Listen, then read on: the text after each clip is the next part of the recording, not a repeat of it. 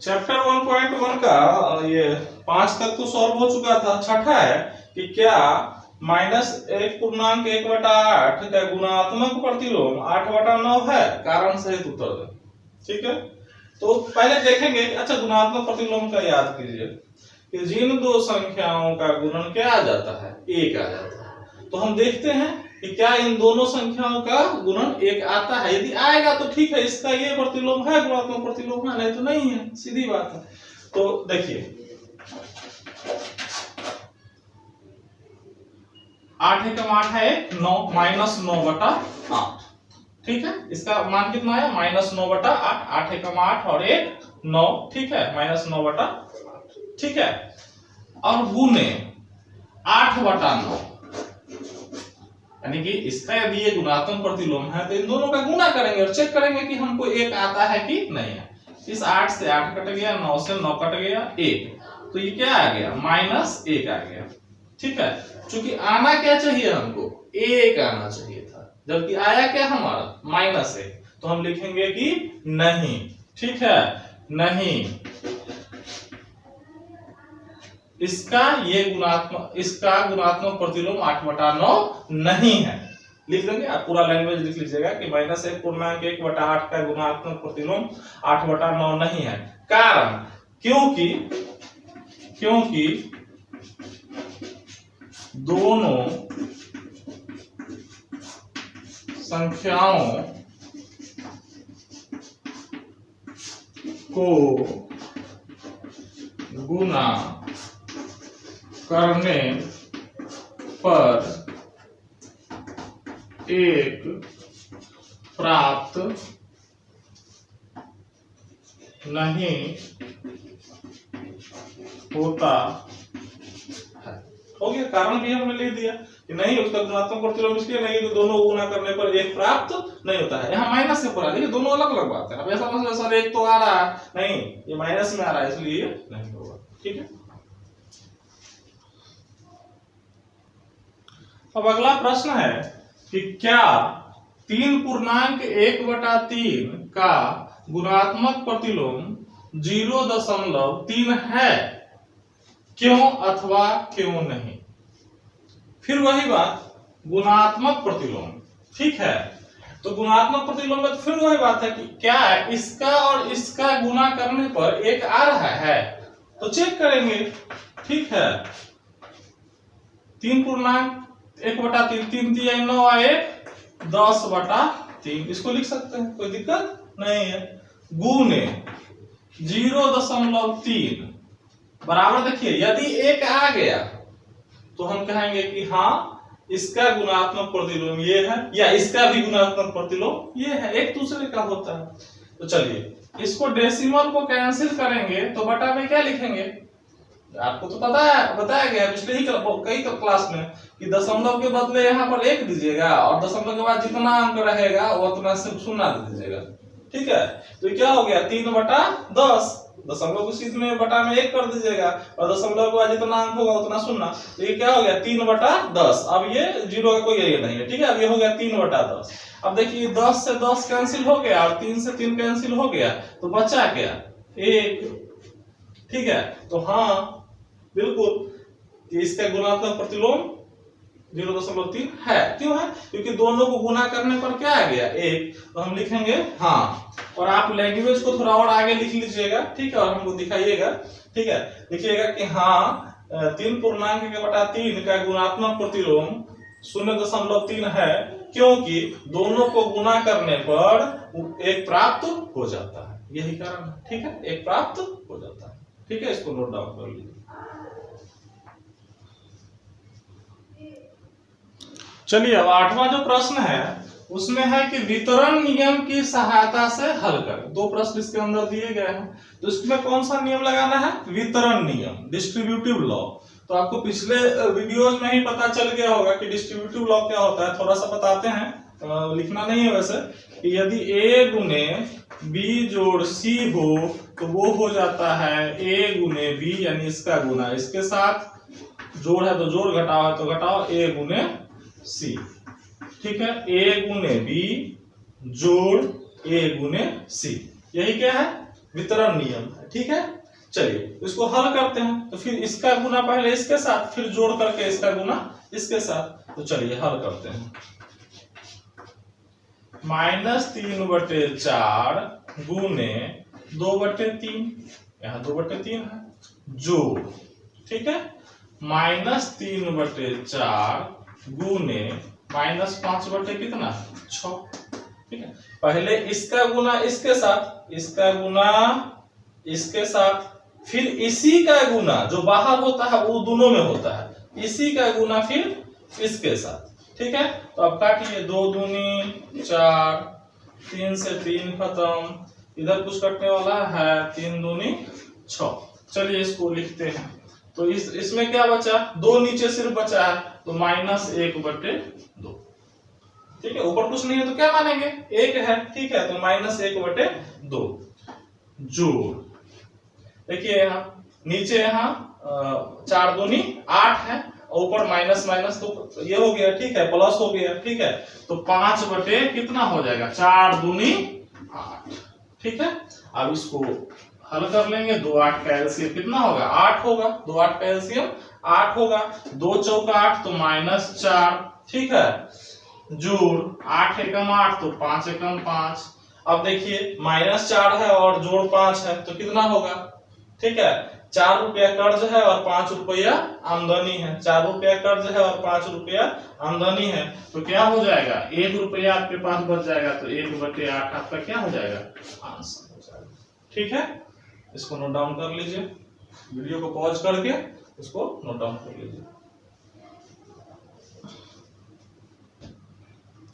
इसको देखते हैं कि 5/6 गुने -2/5 जोड़ 3/10। फिर सेम काम करेंगे कि 5/6 को किसके साथ गुना कर देंगे, -2/5 के साथ, -2/5 के साथ, फिर प्लस 5/6 का ही गुना कर देंगे 3/10 के साथ, ठीक है।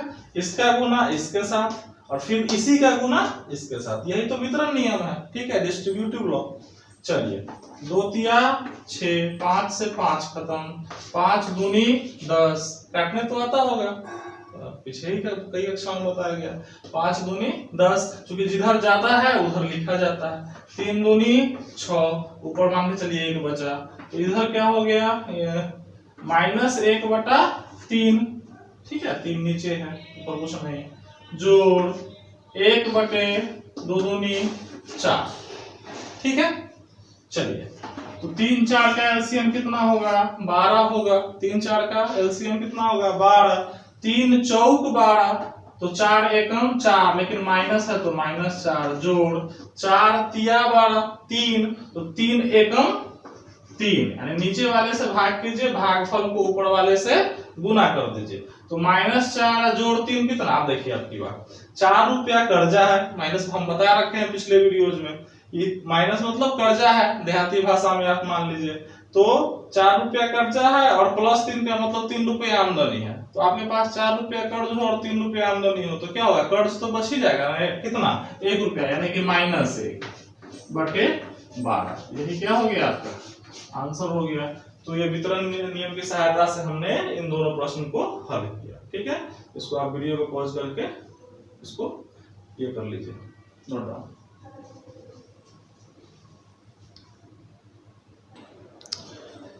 आइए अब हमारा जो अंतिम प्रश्न है 1.1 का, उसमें है कि मिलान करें, ठीक है। अ को ब से, यानी कॉलम ए को कॉलम बी से मिलान करें। इधर कुछ गणित दिया हुआ है, ठीक है, और उसके सामने कुछ नियम दिए हुए हैं। जितना हमने इस चैप्टर में जो रूल पढ़ा, नियम पढ़ा, उसको दिया हुआ है। कौन सा जो आपका ये है, ठीक है, मैथ है, वो किस नियम को फॉलो करके लिखा गया है, ये आपको मिलान करना है। तो मिलान आप ऐसे भी कर सकते हो, तो चूंकि यहाँ हमें लाइन खींचने में नहीं बनेगा, तो जो भी इधर ऑप्शन होगा उसको हम यहाँ लिख देंगे। तो सबसे पहले आइए देखते हैं पहला नंबर। देखिए इसमें कौन सा नियम लगा हुआ है, आप थोड़ा ध्यान दीजिएगा, पिछले वीडियोस को देखे होंगे तो बहुत आसान होगा ये आपको हल करना। देखिए a + b को b + a कर दिया और जोड़ में है, तो क्या होगा, जोड़ का क्रम विनिमय नियम है। ये जोड़ का क्रम विनिमय, क्रम मतलब अदला बदली हमने बताया ही था कि इसके प्लेस को पहले था तो बाद में कर दिया, और बाद में था उसको पहले कर दिया। तो योग का क्रम विनिमय नियम है ये कौन सा है, यहाँ देखिए, योग का क्रम विनिमय नियम, जगह कम था, योग का क्रम विनिमय नियम है ये। तो एक का क्या हो जाएगा, जे, तो हम यहाँ पर लिख दे रहे हैं, ठीक है। आप इसको ऐसे करके लाइन मिला लीजिएगा, ठीक है, कोई दिक्कत नहीं। दूसरा देखिए, 5/6 गुने 4/7 बराबर कर दिया 4/7 गुने 5/, इसमें भी क्रम विनिमय है, कोई दिक्कत, क्रम ऑर्डर चेंज कर दिया है सिर्फ, लेकिन है क्या ये गुना का, तो यहाँ है गुना का क्रम विनिमय नियम। देखिए ये आपका हो गया, ये आपका हो गया, यहाँ आई लिख देंगे, ठीक है, यहाँ जे था, ठीक है। तो देखिए ये गुना का क्रम विनिमय नियम है और ये जोड़ का क्रम विनिमय नियम है, ठीक है, दो आपका हो गया। तीसरा है कि -1/2 जोड़ 2/5 एक साथ प्लस जोड़ 3/10 अकेला। अब की बार क्या हुआ कि -1/2 को अकेला छोड़ दिया, ठीक है, और ये इसके साथ हो लिया, यानी 2/5 जोड़ 3/10 हो गया।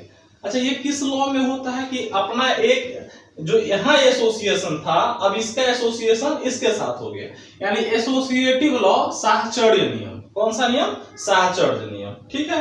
तो देखिए तो योग का साहचर्य नियम है ये, ठीक है, जोड़ का, तो योग का साहचर्य, गुना का भी साहचर्य नियम हो सकता है। तो आगे आगे पहले यहाँ मिल जा रहा है योग का साहचर्य नियम, यानी कि क्या होगा, यहाँ पर थोड़ा सा बढ़ा लेते हैं इसको, लिख दीजिए H, ठीक है, चलिए आपका हो गया। अब क्या है, 1/4 जोड़ 3/8 बराबर 5/8, यानी इसको जोड़ दिया तो ये क्लोजर लॉ है, संवरक नियम, कि हाँ ये अगर किया जाए तो ये आता है, तो हाँ आता है। संवरक नियम क्या कहता है, LHS बराबर RHS हो रहा है, संवरक नियम, ठीक है, कि ये इसके लिए ये दोनों जो परिमेय संख्या को जोड़ा गया तो ये आ गया, तो हाँ सही है, ठीक है, सही है मान। तो ये क्या है, संवरक नियम का पालन कर रहा है, यानी कि क्या है, F है, ठीक है। चलिए अब क्या है, 5 गुने 1/2, ठीक है, गुने 3/4, ठीक है। अब की बार क्या किया कि 5 को अकेले छोड़ दिया और 1/2 गुना किसके साथ हो गया, 3/4, फिर वही एसोसिएटिव लॉ, साहचर्य नियम, कि इससे दोस्ती छोड़ा के ये इसके साथ चला गया, तो भले ये गुना का है, किसका नियम, गुना का साहचर्य नियम हो सकता है, कोई दिक्कत नहीं। योग का साहचर्य नियम हमने देखा था, ठीक है, अब गुना का साहचर्य नियम देख रहा है, तो देखिए गुना का साहचर्य नियम C में है, ठीक है, तो यहाँ क्या लिख देंगे हम, C, आप मिला लीजिएगा, ठीक है। अगला है, यहाँ ध्यान से देखिए कि -5/4 में शून्य को जोड़ दिया जाए, तो -5/4, ठीक है, ये तो शून्य को जोड़ देना और कोई आंसर पर प्रभाव नहीं आना, रिजल्ट सेम ही रह जाना, ये हमने आपको बताया था। ये किस सिद्धांत को फॉलो कर रहा है, ये है योज्य तत्समक। हमने कहा था ना कि शून्य को योज्य तत्समक कहते हैं, क्यों, क्योंकि शून्य जोड़ने पर किसी संख्या में कोई प्रभाव नहीं आता है। तो यहां देखिए योज्य तत्समक क्या है, यहां पर योज्य तत्समक, यानी कि यहां पर क्या लिख देंगे, A।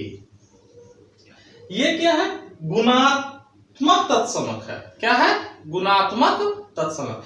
हमने ये भी कहा था कि एक को गुणात्मक तत्समक कहा जाता है, याद कीजिए उस वीडियो को, एक को गुणात्मक तत्समक कहा जाता है, क्यों, क्योंकि एक के साथ किसी भी संख्या का गुना करने पर उसके आंसर पर कोई प्रभाव नहीं पड़ता है, ठीक है।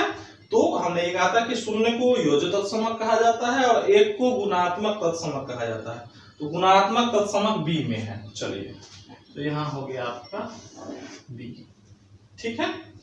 अब चलिए 8वां जो है, 5/2 गुने 1/3 जोड़ 2/5, इसमें क्या हुआ कि A गुने B जोड़ C, तो A गुने C B कर दिया, A गुने B कर दिया, जोड़ A गुने C कर दिया। ये किस नियम का है, अभी अभी थोड़ी देर पहले आपको बताया गया, वितरण नियम का। किसका है, वितरण, डिस्ट्रीब्यूटिव लॉ। इस प्रसाद को इन दोनों में बांट दिया गया, ठीक है, ये जो बाहर था इसको इन दोनों में बांट दिया गया, पहले इसके साथ फिर इसके साथ। तो ये कौन सा नियम है? वितरण नियम। तो वितरण नियम कितने में है? ये है E। तो आप लिख देंगे यहाँ पर, थोड़ा सा इसका डब्बा बना देते हैं, E। कौन सा है? E। आप E से मिला लीजिएगा इसको, ठीक है। चलिए अब देखिए यहाँ क्या है, 5/3 गुने 3/5 बराबर 1। तो ये हमने बताया था ना, गुणात्मक प्रतिलोम। जब दो संख्या का गुना करने पर 1 आ जाए तो वो एक दूसरे की क्या कहलाती है? गुणात्मक प्रतिलोम कहलाती है, ठीक है। तो देखिए, हाँ जी, गुणात्मक प्रतिलोम, ठीक है, गुणात्मक प्रतिलोम, ठीक है। फिर अगला है -7/4 में जोड़ दिया गया, यदि 7/4 तो शून्य आ गया। फिर ध्यान रखिए कि जब दो संख्याओं का योग शून्य हो जाए तो वो एक दूसरे की योज्य प्रतिलोम कहलाती है। क्या कहलाती है? योज्य प्रतिलोम कहलाती है, ठीक है। तो हमने बताया था कि माइनस वाले का प्लस वाला, -7/4 है तो इसका योज्य प्रतिलोम क्या होता है? 7/4। और चूंकि दोनों को जोड़ने पर क्या हो जाएगा? 0 आ जाएगा। तो ये क्या है? योज्य प्रतिलोम। तो डी नंबर, ठीक है। आप इसको खुद से, मैं रिक्वेस्ट करूंगा आप सभी स्टूडेंट से कि आप सब खुद से इसको पहले चेक करने का प्रयास कीजिएगा, ठीक है। जहां पर भी जरूरी हो वीडियो को रोक के थोड़ा सा समझने का प्रयास कीजिए और कलम चलाइएगा। जितना कलम चलाइएगा, मैथ्स अभ्यास की चीज है, ठीक है। ऐसा नहीं कि मैंने कह दिया और आपने मान लिया। आप जितना उसका अभ्यास करेंगे वो आपको एक गहरा इम्पैक्ट माइंड पर छोड़ेगा और आपका मतलब ये होने की आदत होगी। मैथ्स एक आदत है, ठीक है। तो आप बाकी इसको ध्यान से रखेंगे और पूरे वीडियो को एक बार नहीं, अगर जहां भी लगे कि कोई कठिनाई है तो उसको पहले कॉपी में नोट कर लेंगे उस पॉइंट को कि यहाँ हमें समझ में नहीं आया। आप पुनः वीडियो को देखेंगे, यदि फिर भी नहीं समझ में आ रहा है तो आप हमें कमेंट में बताएंगे या हमारा जो नंबर है उसको ये करके आप उस पर बात करके भी आप कंफ्यूजन दूर कर सकते हैं, ठीक है। Thank you.